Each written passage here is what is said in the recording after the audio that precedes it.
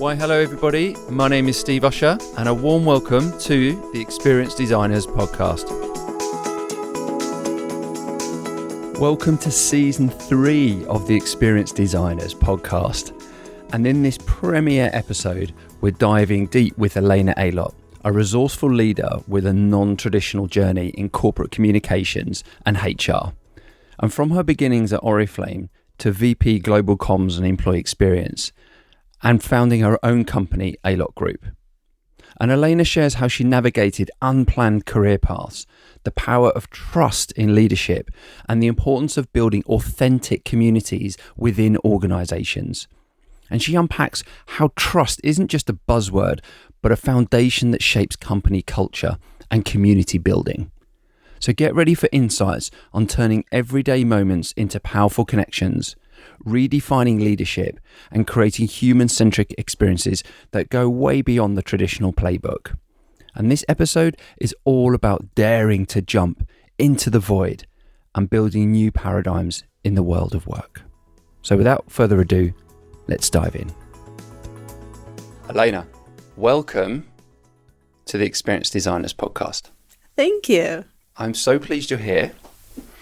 And I thought we'd just dive in. Let's do it. So, hindsight is a wonderful thing. And you've had, I would say, quite a unique journey, certainly from a non-traditional kind of journey into the role that you had at Oriflame. So I just want to anchor in there for a minute. Let's kind of anchor back and reflect for a moment. What's been your journey? What's some of the takeaways that you've had? How much time do you have? Wow. Just give me the top line. Where'd you start? Yes. Well, I'm now a founder of my own company that is called Aylott Group. And I've decided to focus my career on helping people building communities in the broad spectrum, but also helping top leaders and top experts to build their personal brand. And we can speak more about it, but I can tell you what brought me here. And this is exactly how I would answer your question. So my latest role that actually, shaped me quite a lot was the being responsible for all HR, all non-product communication, so corporate communication you can call it, and all sales incentive events for more than 2 million people around the world at Oriflame Cosmetics. And that was for people who were selling Oriflame, individual entrepreneurs. So I was VP of Global Employee Experience, Global Communications, and all global events. And the journey there took me 16 years, and I cannot say that it was planned. It's very interesting how you listen to all those podcasts and you listen to different, interviews with people who say that they plan their career very carefully. I hope that I won't disappoint anyone here saying that I actually have never planned my career. I always followed my heart. And I am also a problem solver. I get adrenaline kicks out of solving problems. And every time I saw something either not working or I saw another way to do it that would actually benefit more people, I would jump straight into that. So that's how I started at Oriflame as an executive assistant to the CEO. And that was a very interesting role. I was immigrant in Sweden, and then I have a degree in communication. And you might wonder, why do you want to become an executive assistant? Well, first of all, I didn't really have a lot of choices. Let's be honest. When you come here, you have a degree in communication and some work experience. It's not easy to compare yourself and to compete on the labor market with the people who speak Swedish or any other language as the native language. So for me, of course, it was a barrier. Can I just, how many years ago was that? That was nearly 17 years ago. So, I mean, very different Stockholm and Sweden 17 years ago compared to today. Absolutely. Sure. And remember that it was not my first year in Sweden. So before that, I actually had 4 years of experience in the northern Sweden, in Umeå, where I went through, well, basically a lot of things to get a job. I started as an interpreter, a municipal interpreter, and I worked in prisons and in hospitals quite a lot. And then after this, I got a job in the county administration. And then suddenly from prisons and hospitals, I went into governor's office. And I was, doing quite a lot of jobs with ministerial meetings and high level, sort of Ministry of Foreign Affairs dues. And then after this, suddenly a mother of a young child in Stockholm, no contacts. What do you do? And they came with this job at Oriflame, and I knew the brand, and I love beauty and cosmetics. And I thought, you know what? I always wanted to really learn business because my background is in communication and humanities. So wouldn't it be like the best to work with the CEO of a mega global corporation and to learn it all? Well, what a disappointed it was when the first 2 weeks on the job, I was sort of like, clamped into the printing room and I was just printing, and I got the induction in how to print in color and black and white and how to staple the documents, And that's where I thought that, oh my God, what have I done with my career? But actually, that's how it all started, and I really appreciate it. Yes. And again, back to, to my journey and that I didn't plan it. It's not the job that defines you. You define the job. So what I started doing, and I was always curious in how organizations function. Because for me, the dynamics of the organization is like a real live organism, because organization itself, the modeling on the paper, it's dead. It's nothing. It's all about people and people's relationships and interactions, right, within the organization. And then people are put into processes and procedures. So I really wanted to understand with my humanities mind, how is it so that people are in one shape in real life, and then they are in a different shape and playing different roles in the organizations. And should we play those roles, or can you be direct in yourself and still achieve, what you want? And then also multiply it by me not having a social network in Stockholm, not having any friends. So for me, Oriflame became like a testing ground, but also my social circle, because the majority of my friends were my colleagues. Yes. And what I started doing, I was actually reading all the board papers I was printing. I was actually asking my CEO, who is an amazing person and actually was always answering my questions. I asked a lot of questions. And, during the years, we formed this relationship when I became the sort of his, like a firewoman. So, taking projects that were difficult to solve, that were confidential, and sort of helping him. And by doing this, I was exposed to different departments. I was exposed to different corners of organizations, a lot of crises. I actually led the crisis committees quite a lot of times. So it was on me. And through this, by doing, you basically learn. And you learn a lot. You don't only learn processes, but you learn how people function. Yes. And I've also learned that when you are on a winning journey, it's very, very easy to talk to your people because everybody is cheerful and happy. But when you start losing and the market is hard, then when you need to become strategical. And that's how my journey in founding the communication department started. And after this, we saw the bigger impact of going into HR and combining the communication flow with the content itself. So it's not only the talk about the talk, but actually that you have the meta in your hands and you make it better for people, for their experience, and then you talk about it. Yep. So you don't only talk, on order, but you actually do something and then you disseminate it as the content. And that was the whole thing of me sort of projecting in my career to the level where I combined the experiences for employees. I combined it with the communication because we were using employees as the basic ground for, you can say brand communication. And then we were also leveraging all the initiatives we did for employees, for our brand partners as well. I remember when we met a couple of years ago, and it was very lucky to do a piece of work for you, which was amazing.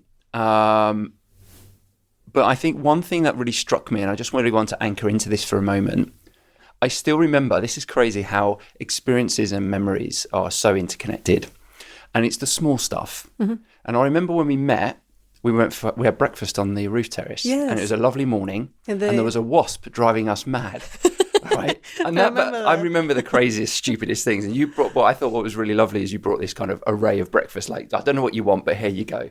And I think, that ability to host, a stranger coming into an organization. But I think what was really interesting in just that small experience, and I'm a person who is always assessing experiences. I'm very conscious and aware of it, particularly when I walk into a new environment, is Oriflame had this it had this thing about it. It had a feeling, an experiential center, a heart to the business, unlike many I've ever actually encountered. And I think our good friend Elaine has also mirrored something like that as well. But why is that? What was some of that DNA that was created through, as you kind of highlighted, those interconnectivities between the HR, the communication, and obviously the broader field? What was it that was some of that DNA that really enabled that? We can speak a lot about this, and thank you for remembering this wasp. I'm actually allergic to wasps, so that's why I actually try to get it out, and also not to lose the face in front of you, because in the real life I would actually scream loudly. Yeah, so that was, you handled it well. That was good, thank you. You know what? I think that the answer to this question is much simpler than you think, and I'm not gonna go through employee experience modelings now, because if I'm truly honest, it all doesn't matter. It all comes back to trust. And I think that that's actually the basic thing that we could deliver over the years, that we built relationships in Oriflame that started a long time ago from the founding family. So where the leadership team and the employees trusted each other so much. And you can say that we were in there for the same purpose. And the purpose was pretty humanitarian. It's to help people, especially women in different parts of the world, especially in the parts of the world where they were not privileged, to have their income. And without having to do big investments in their own business, and also not to be dependent on an employer who might fire them at any moment. And this is the Oriflame's modeling, how the social selling works. And I think that by having an example, how you as a person create an impact every day on somebody's life, and you basically see the lives transform. We had a lot of Cinderella stories, like when the person, didn't have a mother of children, it can be India or Nigeria, who hardly had money to buy pure drinking water for her kids. Suddenly, who could do that? And we here in Sweden sitting thinking that people don't have drinking water, and suddenly you have resources to get it. You just get shivers. I get shivers now, when I think about it. So I think that the first one is the impact that you as an individual feel about what the company is all about. And you can say that, okay, is it important to formulate it in a nice way? No. We had so many different names for it, and we could say that we help people to fulfill dreams, or, we empower entrepreneurs around the world. It doesn't matter what it's called. What matters is that it goes into the heart of the person through the cases that you see how you actually impact. So that's the first thing. But the second thing that I told you from the beginning is trust. And trust comes from this. So when you impact something and you trust that your work matters, and everybody wants that their work matter, but then also that you see the leadership team, you see the colleagues next to you, and you feel that you've got their back. You feel that there is no corporate bullshitting going on, that If there is no answer, there is no answer. If there is a problem, there is a problem. At the same time, you're not taking people into the ditch with you, but you're actually trying to create the positive atmosphere and saying, come on, we can do it. Okay, let's do it together. What ideas do you have? And I think that we went through pretty many years with this atmosphere. And I think that's the only thing that matters. Then you can say that, yes, I still have even if I don't work in Oriflame anymore, but you can see how deeply it sits and how I relate to this. But, you can have different value words. And of course, it's all very important as symbolics. But the main thing is the feelings and memories and experiences that you create for people when it becomes theirs. And I can say that when you have, the CEO or a member of the leadership team that you treat as a friend and who treats you as a friend, of course there are hierarchies, but I mean that you trust this person probably more than you trust the TV and the news reporting, especially through COVID times or through the geopolitical disturbance. That's when the magic happens. And that's when the cultures are built. And that's why I know for sure, and that's why I actually now decided to devote my time in my company to community building, that this is the essence of building communities. And I think that the companies nowadays, they really have so much power in their hands because we spend so much time at work. And think if you create this sort of, trustworthy culture inside the organization, it spills. It spills to customers, it spills to partners, and then it spills to the communities. We're speaking cities, we're speaking countries. And I think that it's so many things that could be done there. And I've seen those things happening. So I don't know, that was a lengthy answer, no, cool. but the short one is trust. Yeah, let's dive in. Okay, so there's two things. I will definitely come into community because I think there's... I think community, also is a representation of a new paradigm that I think organizations have to adopt and evolve into, whatever form that would be, particularly when we're moving out of systemic and hierarchical siloed. But I'm really curious. I just want to dive a little bit into trust a little bit deeper, if I may, because I think also your role and the representation around trust between a chief people officer or a chief experience officer and obviously the CEO and the journey that you went on with Magnus. And I think there are some other examples where this close tie, obviously Daniel Ek and Katharina Berg is a classic as well, very close relationship. Others, as we know, are very much less so from the more traditional sense.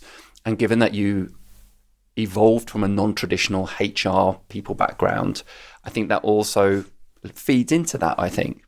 So what does this kind of trust mean? How did you build trust, and what did it actually enable, perhaps more than the more traditional environments from your perspective? It's a good question. Thank you. I think that probably my journey doesn't have to be everybody's journey because it took me quite some time. And if I'm truly honest, I would say that the CEO, Magnus Brännström, whom I worked with, so he became my mentor with time, and that's why we had such relationship, because I basically grew as a professional thanks to him, because he saw something in me from the beginning, and then he was...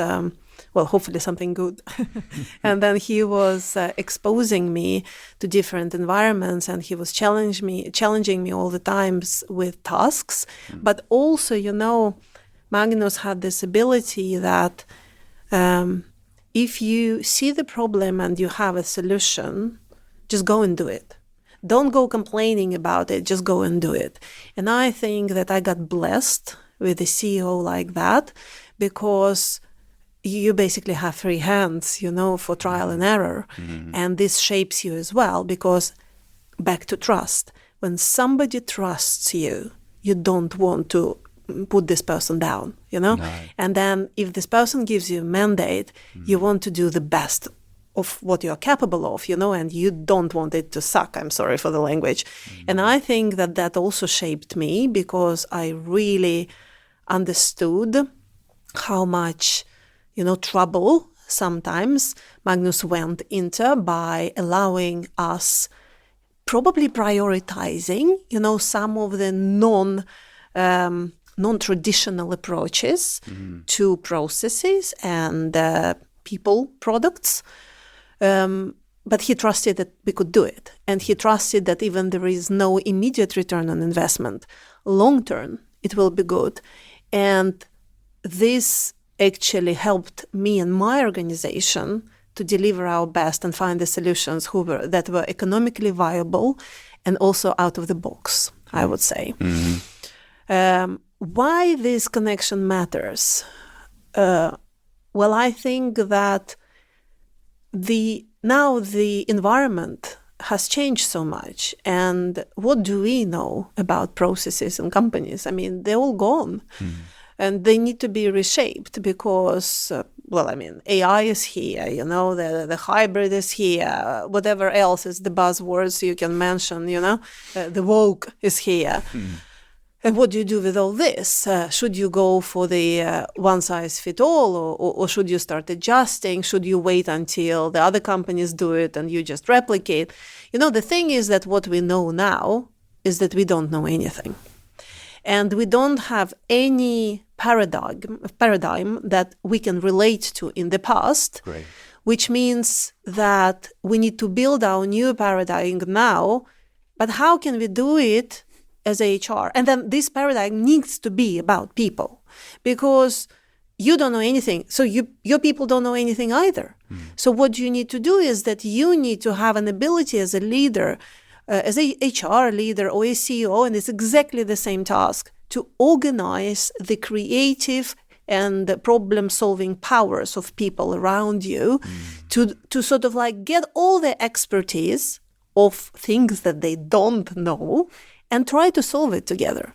And how do you do it when you don't have any references? Yep. Right? Yep. So that means that in order for you, as an HR leader, to be a facilitator, you need to know all the other parts of the business. And who is another person who knows or understands or can organize all the other parts of the business? Is the CEO.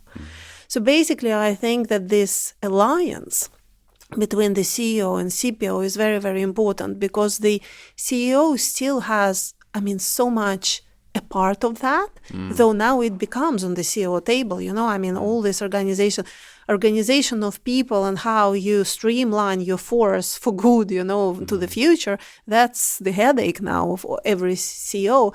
But CEO also needs to think about profit and loss. CEOs need to think about shareholders' leverage. They need to think about the public image. They need to think about all the people underneath. They need to think about supply. They need to think about the cash flow, and so on and so on. Oh my God, and the crisis management.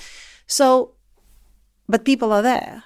So I think that the CHRO's possibilities now, or CPO's possibility now, and the ultimate task is to be there with the CEO, to understand every single function in the company, from the business perspective, and to become this mega facilitator that helps the CEO to get the synergies first out of the organizations and budgets, of course, and the cash flow and everything, but also how do you help to get this force from the people to create something that is not known yet. I love that mega facilitator. Yeah. I love that. That also requires, let's build even more on the trust then. That requires, as a facilitator, requires to create a safe space or a space to experiment, which requires trust that it's going to fail and it's okay, and those involved, that's okay. And that's why, and that's why it's so important that you understand where all the business parts are coming from, because it's so often, in the leadership group, it becomes a battle of budgets. Yes. Honestly. And this is not about that, and I think that when you deal from year to year, the same processes, the same budget allocations, it can be yearly, it can be quarterly, whatever you call it, it's still the same. And you allocate money to the same projects, to the same processes that you had. You basically sort of create this bubble where you try to recreate your own worth, every time. And then the leadership meetings becomes like an informational meeting where you try to convince other people in your own greatness. And the thing is that now is really not possible, and I think it's a waste of time.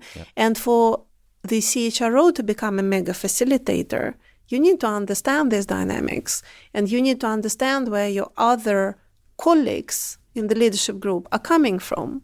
And I'll give just an example, like, for example, if you have a chief financial officer, and if you as a CHRO understand the major task of chief financial officer to make sure that the organization delivers on operational profit and that there is cash, in the organization. When you understand that, and then when you understand that, what does that mean? That CFOs are always mindful about administrative costs. Is the cost for the staff? Is the cost for all the things, that are not with sales to do, that are, well, you can call it back office, spend. You totally understand that every time the CFO has questions to you or there is an efficiency program underway, this is not about you personally. This is their task. And then you need to have it in your head, and you need to think strategically from the beginning. Okay, I know that this we need for business to survive. So how can I organize my work, with all the resources available so that I keep it in mind, but I still can do investments and deliver value and experiences to the people working in this organization. And then you start talking with the CFO on a totally different level because you understand where this person comes from. The same thing, for the marketing thing, like it's the digital marketing is a very big thing now, and sometimes, you sit in the meeting and you feel that people are so involved in their projects and then they think it's their universe.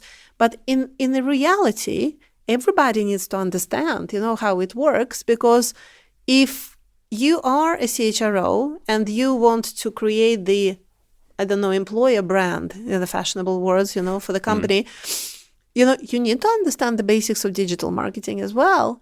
And then instead of doing it by yourself and spending money in your organization, maybe you team up with the marketing head and then you do joint campaigning there because you see the win-win immediately. Again, I'm all into saving resources because I think that so much resources are just burnt, by not talking to each other, but also just think synergies. This is just the creativity of people in different departments coming together with different backgrounds. What heights of projects you can achieve there and what value you can create together. So that's what I mean when as a super facilitator, you need to go into the heads, like this film, go into John Malkovich's head. You need to go into the heads of all your colleagues in the leadership group. You need to understand where they come from, and you need to see how can you power that up, and how can you create like triple, quadruple, then I don't know the word, value, if you go further, for the whole organization by teaming up. Yeah. How often do we do that? No, and I think the word empathy comes into mind. I think the other thing, I've got to go. And it's also business acumen. It is. You have to understand business. It is. Yeah. It really does. I've got to go into trust again for a second because I think we've talked kind of hierarchically to CEO, laterally to the team, to the broader leadership group. I want to go inward. Actually, because for anyone listening, we've got to back ourselves and trust ourselves, and also call ourselves out around how we're thinking about stuff. Yeah. Just any thoughts around that? Because I think then, if we're now thinking about the more human piece, what's your thoughts to that? I can even sort of make the picture even more grim. We now see the tendencies, especially in the US, but I see it in Sweden as well, where if you don't become this facilitator, a lot of HR departments are now being shoveled into finance and legal, actually, because people don't see the value of having it as a separate department, but because it becomes more operational. And then all the talent management questions or recruitment, it goes directly, under either chief operational officer or under the CEO. And we see it happening. So I think that there is a ground for people who work with, people experiences to be a bit sort of nervous and also to think about the future, and what do I want to be? And then I would say from the beginning, so that there is no misunderstanding, I don't think that, being an operational HR versus being strategic HR, it's like a question of prestige or, one thing matters more than another. I always thought, and I still think, that without the hygiene factors and without the flow, I usually, me and my team, we call it flow. So without things like, contractual experiences, like, contracts and salaries and salary adjustment processes, the HR annual will, or annual cycle, if it doesn't work in the company, I mean, there is no experiences to speak about because, those things is people's safety net, according to the Maslow pyramid of needs. So I don't think that, you need to drop one and do another so that we don't misunderstand each other and that suddenly everybody becomes super facilitators and nobody does, the work. And the reality works so that sometimes it's only one person dealing with all that, and then suddenly you get so swamped into the operational tasks that you just don't have time to raise your head and think about the strategy. And I think that if you ask me, and I've been there, I've been there in all my jobs, like starting from the assistant job long time ago, and then in comms. And so I've always started each of my jobs with being hands-on. And I actually think that it's a good experience because you need to understand your area from the beginning, and you really need to be able to answer any question, even if you are not an expert in it, But if I am responsible for people, I need to answer the question about salary review. If I get that question, even if I have experts on this in my team, because otherwise I don't get credibility.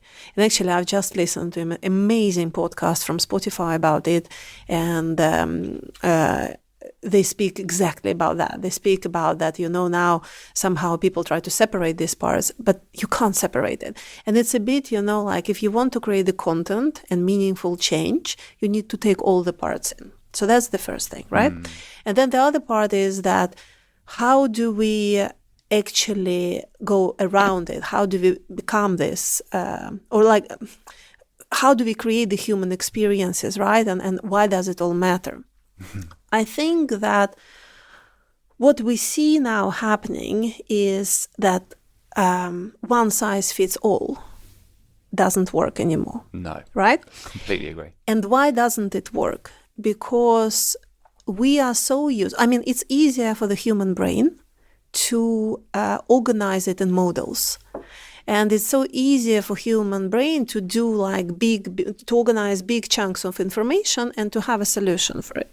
But we're not like this as individuals, right? And even if you ask me about the culture, how do you build the company culture? It's not an easy question because it's all about small microcultures, it's all about teams, it's all about relationships between different individuals, but you can have a joint direction for it, right? So coming back to human experiences, I think exactly as you pointed out from the beginning, it's very, very important how the leaders understand it. And I usually relate to this when my change happened, and when my sort of worry as an HR leader, will I deliver on it or not, disappeared, is that when I understood that I cannot please them all, And here we come to the core of your question, how do you sort of facilitate yourself? I think that during my, I've tried to transform the HR to employee experience. And again, it was not all about the name. It was about, I needed to rebrand it to change the attitude because otherwise it wasn't changeable. But it's not about the worthiness of the words itself. But, every time you try hard and you feel that I have the results, I have the data with me, something happens either in the world or there is a crisis or, the team member got the changed life and they're leaving or they, there is some mega thing happening in one country and then everything that you built is sort of falling apart. And then everybody is angry with you all the time or upset or that they need help, and you just feel that, Christ, will I ever have a job when there is a project. I started at point A and I come to point B. And my honest answer to all of you who are listening is you will never have it. Yeah. And I think that as soon as you come to terms with this inside of you and you find excitement in this and you feel that, well, it's okay, there is another fire today. Let's go burn it, even more. We don't need that. Or let's go solve it. This house is good, we need to keep that. Yeah. So then sort of you can operate. And then I think that then how do you deal with this ever-changing environment and that you know that you will never actually have the end of your work? You basically need to become super self-secure. You need to understand your self-worth. And once you understand your self-worth, and this is not an easy journey, it took me many, many years and many, many battles, many, many tears, at home in the evenings, and many, many talks, with both my leadership team, but also with my team. But once you understand that you're on the path to good, you appreciate your own experience and you see every interaction and every single turn and crisis as the learning curve. Instead of somebody is against me, I need to validate myself again, then it turns around. And then suddenly you become this persuasive leader who actually can take people with you. But it is a process. I'd like to just double back a little bit because we also, at the beginning of our discussion today, we touched a little bit on community. And I know this is something which you've absolutely applied as part of your journey at Oriflame and the importance of community and networks. I have a question though. What is community? Why is it important? And what value can it bring into organizations? Absolutely. So it's a good question. Yes, this is the question I'm actually on fire for. And I can tell you that it comes from social selling as an industry. Because a lot of people don't know a lot about social selling. And we have heard about MLM models, people sort of force selling something to their friends and so on. But, there is actually a codex and the code of ethics for the social selling good companies. There are different organizations that are called direct selling associations, and then there is also the World Associations of the World Federation of Direct Selling Associations, and it's only very reputable ethical companies who are parts of it. And I was fortunate, to work for one of those who actually led the way, because Oriflame and Magnus Brännström were chairman, of this organization for quite some time. And what I've learned through working in social sales and through seeing how the brand partners and affiliates, of all direct selling companies, social selling companies, how they create their businesses, I saw it, that it was all thanks to building networks, to building communities, but also it starts from small micro network and core community that then, gives the ripple effect. It expands. And in the end, when people are united for some purpose that actually usually has nothing to do with sales, it's something else that people relate onto, which is very, very personal and very, very deep. And I can see how it never stops there. And we had so many examples, how, well, especially, the easiest example to give to you is during COVID, when, for example, if you take, people I know who are individual sellers, with their businesses, a lot of people were in the countries and they were in a total lockdown. And then suddenly, they got COVID. So what do? So people from their networks and their communities, without actually talking to each other, purely voluntarily from their goodwill, they helped each other. As I say, without asking, without having any, scheme planned, they were delivering food to the houses, of people in their networks. They were offering to babysit children. They were phoning around hospitals. We had like a big wave in India, where people were phoning around hospitals trying to find free beds for, for people, and especially children who felt unwell and had COVID. So, and then I saw this force, and I saw that it is more than business, but of course the business kicked it off because, that's why people got together. And for me, sort of working in this environment for so many years and seeing how much transformation and force for good it can bring, I'm sort of totally sold on it. And I think that you can start small and you can create a community or a team, first, in your area with the closest people, and you will be united by the joint purpose, or you'll just connect as individuals with one goal. But then, if you really connect, if you really find the value that you create together, it can grow so rapidly. And till the end, basically, you will see what effect you have on other people, and people will be drawn to you. And this is how miracles happen. And this is how we transform corporations. This is how you do business, but this is also how you transform societies. This is how you transform cities. This is how you basically create this unstoppable force of creative people together, striving for something better than exists today.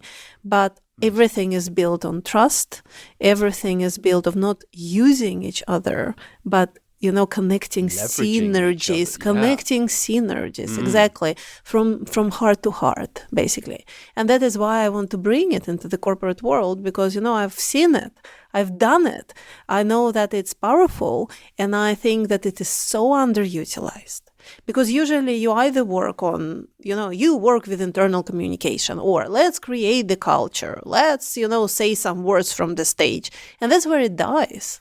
I meet so many leaders who cannot, who work for the business unit, for the global organization, and we are speaking vice president level. They cannot even remember the core values of their company that comes from global, from the US, for example.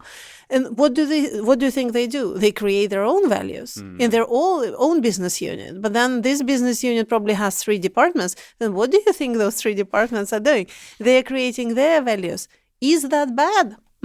I don't think it's bad. I think it's amazing. It means that people are drawn to creating, those communities, micro communities. Yeah. But can the company leverage on that? Yeah. Absolutely, you can.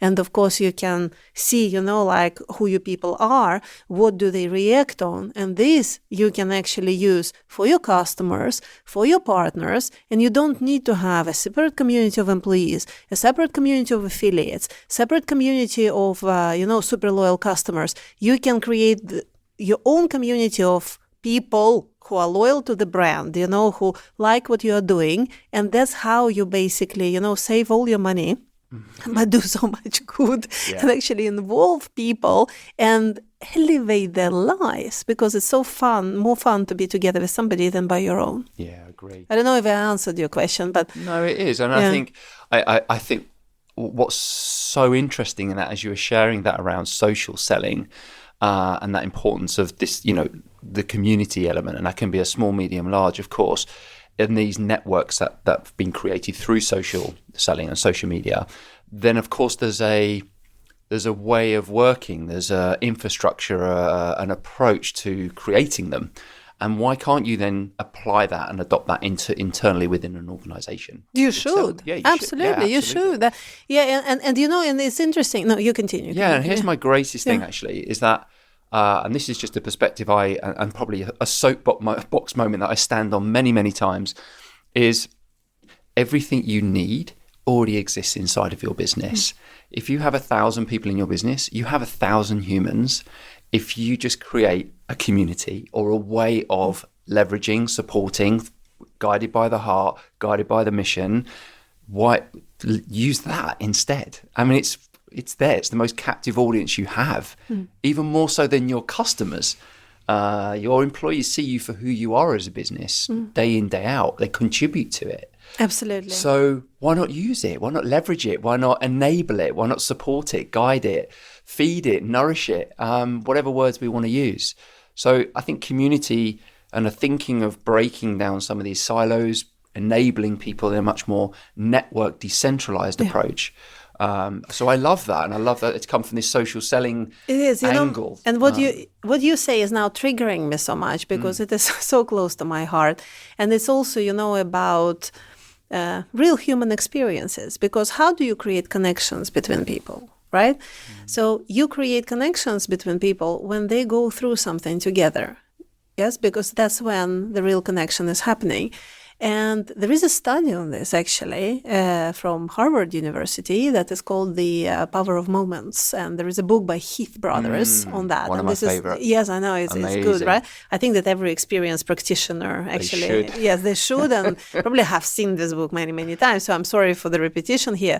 But you know that there are different moments that matter, that are universal, that Heath Brothers are describing. And it's easy, it's only 4 of them. Yes, the one is the elevation moment. So why do we love, celebrating our birthdays? Even if I don't know my age. You still like the attention. And why do you like the attention? Because suddenly you're in the center of some fairy tale with a lot of presents and, recognition going on towards you. And this doesn't happen during every day. No. And then the elevation of your life happens, and then becomes the moment that you cherish. And of course, all the people that you share it with, they become a part of your network that you get close to, right? Because they created this moment for you. Another thing is this, recognition moment. It's when you actually get the praise for something that you put an effort for, and then you got publicly recognized. It's very close to the elevation moment, but it's a bit of a different thing, because here you actually put your efforts into creating something, and that you are publicly recognized for that. Think about Oscar speeches, that become viral, and of course, this is the moment you cherish, and the symbolics of the statue that you have. And again, people who share it with you usually share it with the people who are in your network, in your community. You want to be there with people. But all those things, they sort of and then there is a connection moment, which is also important. And this is why we love partying, or why we love going out, why we love team buildings, that actually that are used with a purpose, because team buildings can be different, and then they can be useless as well. But when, for example, just think about that you have a, corporate party, and then the party official part ended, and then you sit there and you just chattering with somebody, and then usually you go deeper in your conversations. Usually you start talking about private things, you find interests that you have in common, because you are in a relaxed atmosphere, and that's where real connections happen. Usually those people become friends in private lives as well, and this again, how you create those little liaisons, in the communities. But again, going back to what really, really matters, it is actually, and what you're speaking about, it's the moment that is called the insight moment, where you learn something together. Yeah. Right? And this is where the future is going. Because, how would I say, when you learn something together, when you get the insight, when you get through the challenge, so then you become so tight, when you sort of turn up the, how do you say it in English? Roll up the sleeves. Roll up the sleeves, exactly. This is when you just become unbreakable with people. You go through it together. And that is why I think that for the future, and how you say that, leverage on the people that you have inside.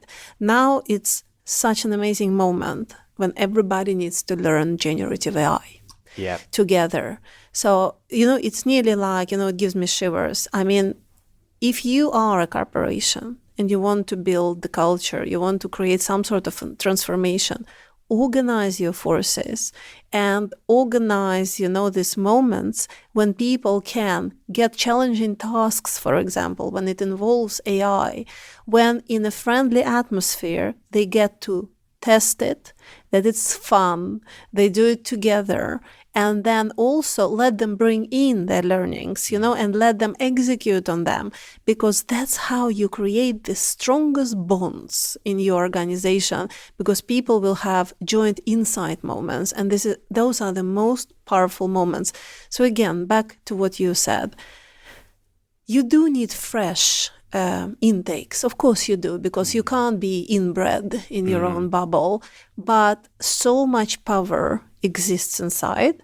And if you can find synergy of how you can get the inspiration from outside, or somebody in your network gets an inspiration from outside, brings it in, and then multiply it different times, and then create those insight moments, then when the magic is happening, and now is the time for it. Yeah. It's just given. Just go grab it, do it. Yes. And create the space for it. I mean, it's yeah, exactly. That's always the key. Yeah. Instead of doing like, let's do the classroom training. Okay, let's forget about what we learned tomorrow. Back to your tasks. This doesn't work.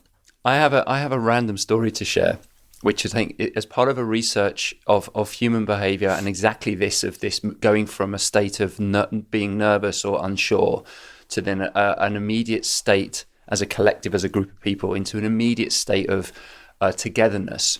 And actually adrenaline was many years ago I did the Guinness Book of Records height. Well, it was the height at the time for a bungee jump. Uh-huh.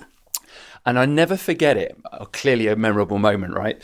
But it was also when I looked. Are you in the Guinness Book? No, but it was the Guinness Book of Records highest. It was in South Africa, where you throw yourself off a bridge. Oh my God. And of course, it was my first one, so why not do the one that's the Guinness Book of Records at the time? Now it's, I think, in China. But interestingly, it was like we're going.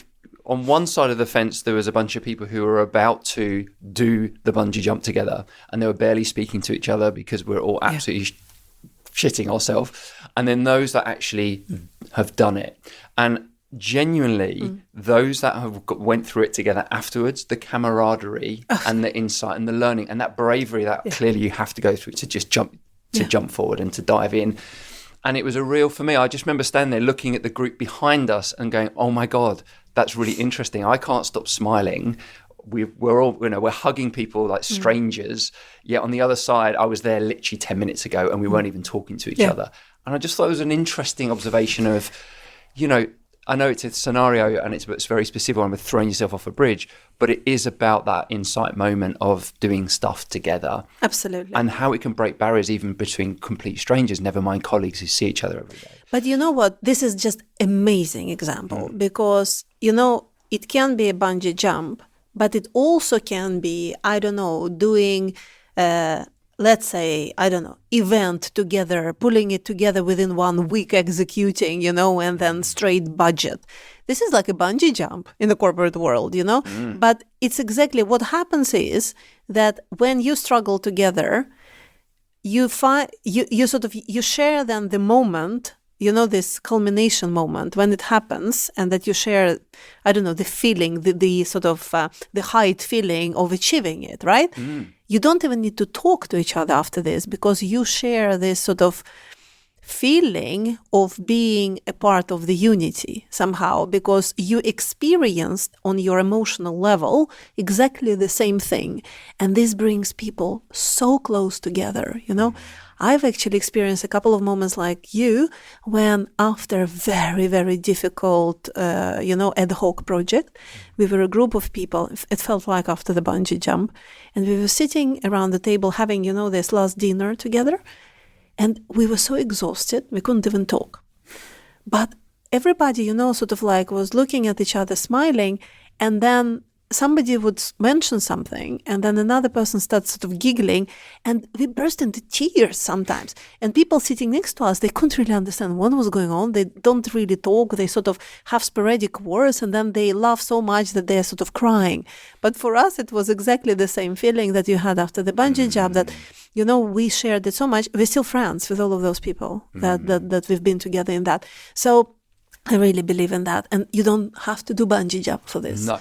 You can, mastering ChatGPT would be enough. Yes. But if you solve a concrete problem with this without knowing anything from the beginning, and then suddenly coming to an amazing solution that probably can, transform the business or something. Yeah. It's so much force in it, and I really, really hope that more companies would use it, because everybody speaks about learnerability, like people development and talent management. Come on, it's here. Yeah. It doesn't. You don't need to go long. Yeah, and I think going to your point earlier in our conversation, is we don't have any frameworks to draw on. So we're creating them as we go along. And we don't need them. Well, no, correct. Yeah. I support you on that one. Yeah. But it also requires, like any new paradigm, you have to let go of your existing.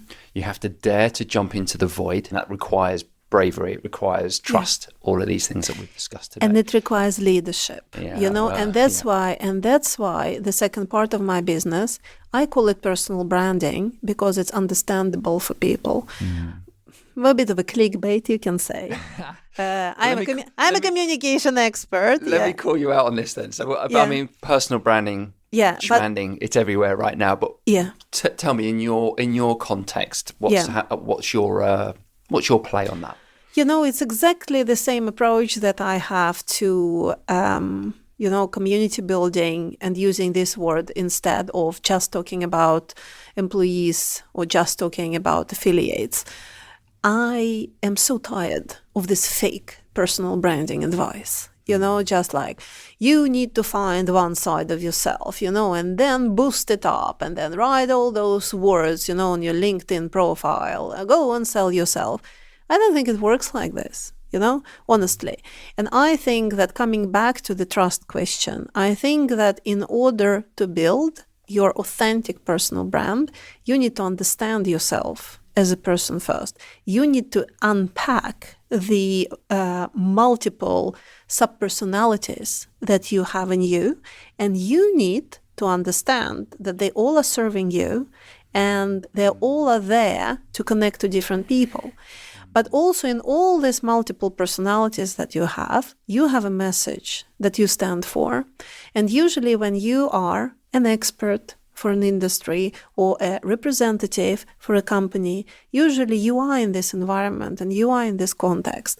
And instead of borrowing this company's, leading words, you can have your own, but they can be in a synergy which what this company stands for or your industry stands for, but at the same time, they will be yours. And when you're out of this company, we're out of this industry, or you want to go cross-industrial, you can still use it. But they are so authentic. So, it's really, really good.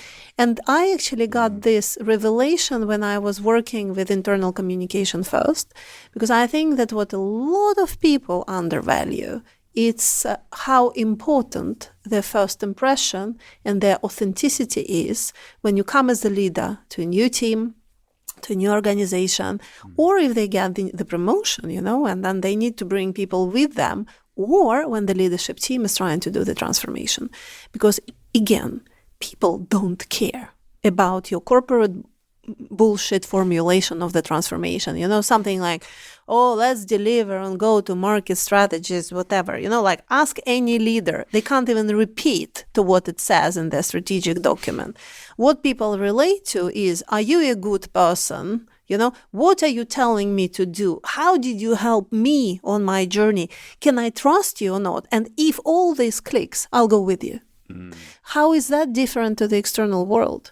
It's not different at all. It's exactly how you become an influencer online.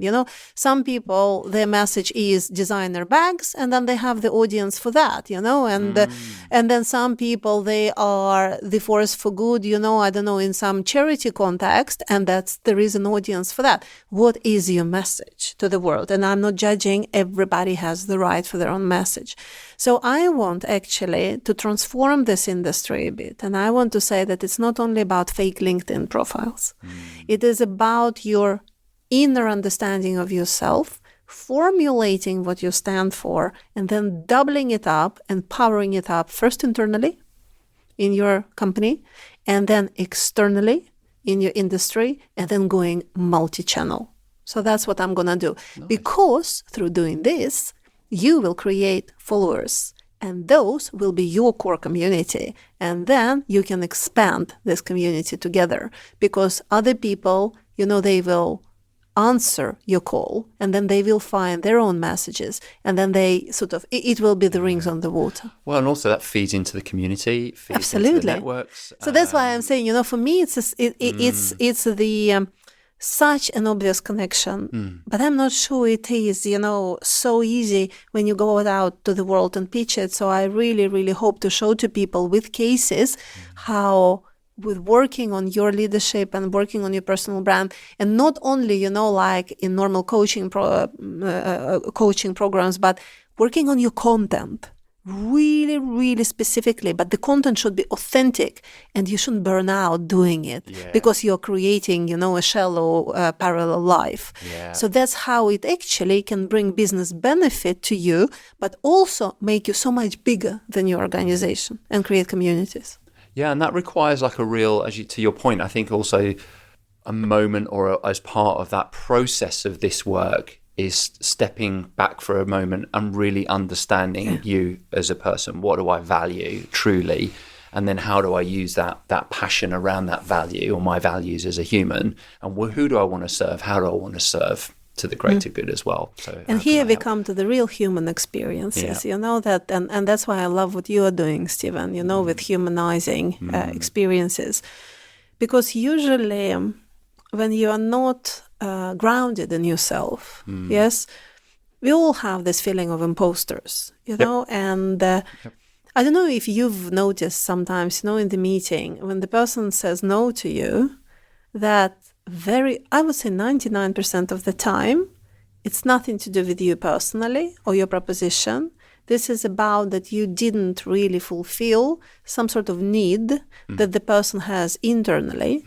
And this comes from the egoistic perspective that, no, not interesting for me at this particular time because my mind is somewhere else, And then once you understand that and you start being fearful, we are coming back to this conversation, that you need to be sort of you need to know your own self-worth and your own expertise. So when you feel that, then you also plug away your ego when you're hurt, when somebody told you no, and then you curiously go in and asking this person, how can I help you? Yeah. Right? Yeah. And this is where human experiences come in. So often organizations are building, let's go to employee experiences or even customer experiences on a model of force helping, people. And I've been there myself. It's so easy. Okay, let's onboard this person. Let's put everything we can in the person's head. Let's deliver this and this and this. Have we asked the person what the person really wants to sort of to deliver on the tasks? Yeah, I support that. And I've actually, this treating employees as the customers, a lot of people say it, but do they actually do it? It's because people have different expectations on the working place. Of course, they want your salary. And of course, when you get people in, so you need to pay them well, and then you need to sort of offer different sorts of perks, as we say.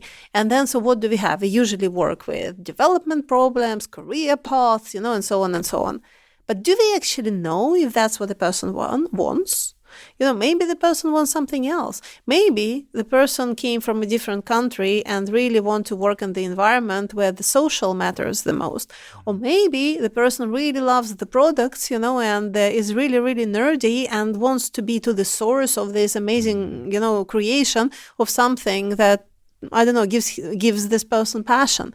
Or maybe the person hopes to learn from the best and to become better expert because the company can achieve, this sort of together or sponsor the development of the expertise that this person is hoping to get.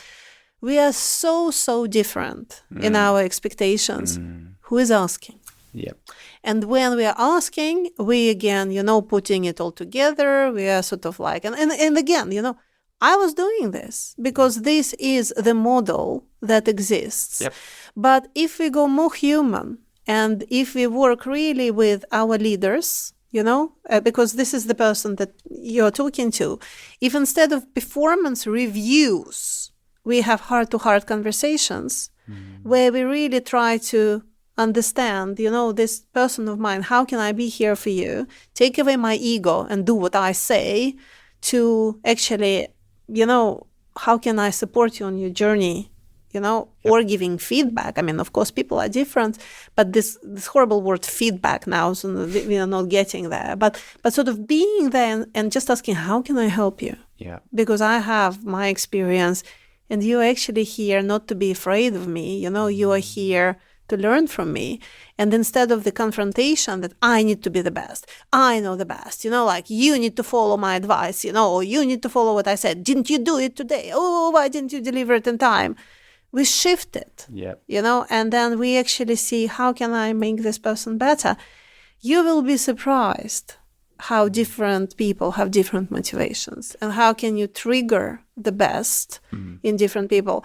And then also it is so amazing that, again, going back to my social selling background, one of my best friends and mentors is the biggest brand partner of Oriflame, and he has I would say 30% of people in his network around the world, number one. And he told me the thing that I remembered, I think that was like the revelation I had for my leadership that changed me. Really changed me, when you have an aha moment. And then, so he told me once that you were just running around, sort of doing these processes internally. I never understood your job. And I said, what do you mean? I need to have a framework for performance management. I need to have the framework for onboarding. I need to have the framework for this. He said, yeah, but you and I are in the same business. I said, what do you mean? Well, when I try to invite a person to my team, I'm recruiting, I'm choosing, who is good for me, who will fit the team. I'm looking what person is capable, of. I am actually then trying to motivate the person. I am, of course, following up on the results, but I don't have this hassle as you have, and I don't need to fill in all those templates, and I definitely don't spend a fortune on the technologies that you are spending a fortune on. And I'm like, how are you doing that? And he said, well, now I will tell you the secret never told, like the biggest secret. And he was smiling. And I said, okay, I want to know it. And he told me one thing. You go to the person that you really believe in, and you tell to the person, I believe in you. You're great, I believe in you. And next time you see this person will over deliver on your expectations. Because how often do we hear that somebody believes in me? Yeah. And he said that is his secret. And that's how he delivered, the biggest sellers in his organization. And, it's so interesting. He even, I get shivers when I like really something. Nice. Yeah. But, he told me a story. So when, now everybody is working remotely, and he was talking to this young couple in a totally different country, actually, to his. And he told them that you're so great, you're young, you have totally different tools of working that I do, but I can see something in your eyes. And you know what? Next time I come, I really want you to take me to this fantastic restaurant in the city where I know you cannot now go and afford it. And I don't want it to be a struggle for you. I really, really believe that by the time we meet next, it's going to be like an everyday thing for you. And because you're going to be so great. I see this potential in you. And you can call me anytime and ask for advice. I'm here for you because I really, really believe you can do it. He said that they never called during the year. That's about feedback, and so on. But then he got an invitation to this restaurant in this other country, and then he came and they were super successful. And they told him, you were the only one who believed in us. Everybody else said no. And, and for me, it became like a guiding star in my leadership, but also in the leadership I really believe in. And I think that a lot of people should embrace. You should really believe in your people. And that's how human experiences are created. Yeah, because if you believe in them, you will see them. Yeah. And then you will see what they need. And then no HR can help you in that. Yeah. But as an HR mega facilitator, you can make it happening. You can implant it in people's heads. Yeah. Heart to heart. Super important. I love that. I think that after quite an incredible roller coaster of topics, because I know we can keep going. I know that's the thing. Elena, thank you so much for joining. I think we've shared enough goodness, enough humanity, some amazing tips and insights for people. And I love the simplicity of so much of this stuff as well. It's the small stuff. It is. It really is. And that's the beauty of it. It doesn't have to be deep theories. No. If you believe into something, then you just go and do it. Yes. And that's my religion. Thank you so much. Thank you. Lots of gratitude. I enjoyed it. Thank you. Thanks, It's Elena. always lovely talking to you. Thank you. And there you have it, wrapped up in a bow, episode 1, season 3 of the Experienced Designers podcast. And thank you so much to my guest, as always, to Elena. So grateful for your time. And of course, it's always great to record in person in the studio in Stockholm. And of course, if you want to get in touch with Elena, please do so via LinkedIn. And of course, all of the links on all of the notes will be in the show page as normal. So until the next time, thanks again for